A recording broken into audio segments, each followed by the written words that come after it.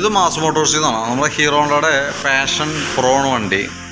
നല്ലൊരു starting complaint ആയിട്ട് എടുത്തു നിന്നിരുന്നതാണ്. അപ്പോൾ നമ്മൾ സ്റ്റാർട്ട് ചെയ്യാൻ വേണ്ടിയിട്ട് ചെന്ന് നോക്കണം. വഴിയിൽ കംപ്ലൈൻ്റ് ആയിട്ട് നിന്നതാണ്. സ്റ്റാർട്ട് ചെയ്യാൻ വേണ്ടി ചെന്ന് നോക്കുന്ന സമയത്ത് നമുക്ക് പ്ലഗിനകത്ത് കറണ്ട് വരുന്നുണ്ടായില്ല.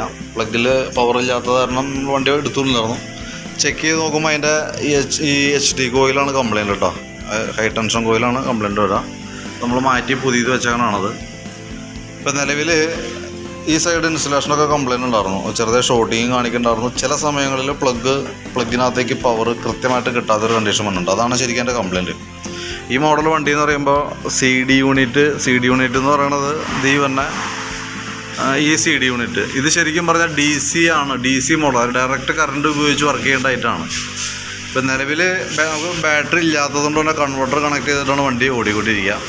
ശരിക്കും നമുക്ക് DC ടൈപ്പ് CD യൂണിറ്റ് ആയതുകൊണ്ട് തന്നെ ബൈ ചാൻസ് ചില കേസിൽ CD യൂണിറ്റിൻ്റെ കംപ്ലൈൻറ്റ് കൊണ്ടും ഈ പ്രോബ്ലം കാണിക്കാറുണ്ട്.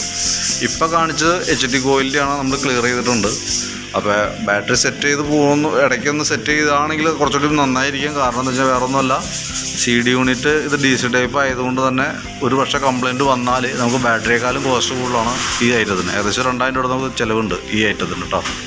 അപ്പോൾ ഇപ്പോഴത്തെ കംപ്ലൈൻറ്റ് ഇത് കാണിച്ചേക്കുന്നത് ഇതാണ്. പക്ഷെ ഇങ്ങനൊരു കേസും കൂടി അതിനകത്ത് ഉണ്ടാകുന്ന ശ്രദ്ധിച്ചോണം കേട്ടോ.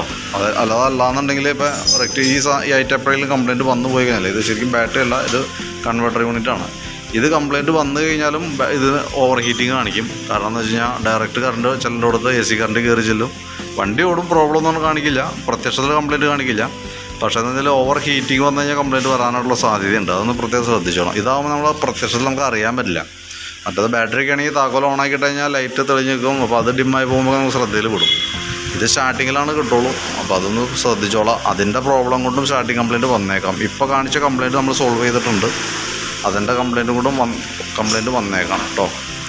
അപ്പോൾ ഞാനതിൻ്റെ ആ കോയിലിൻ്റെയും സർവീസ് ചാർജ് അടക്കം നോക്കിയിട്ടുള്ള എസ്റ്റിമേറ്റ് വാട്സാപ്പിലേക്ക് ഒന്ന് സെൻഡ് ചെയ്തിട്ടേക്കാം. നോക്കിയിട്ടൊന്ന് വർക്ക് കംപ്ലീറ്റ് ആക്കുമ്പോൾ കോൺടാക്ട് ചെയ്തേക്കാം. ഓക്കെ.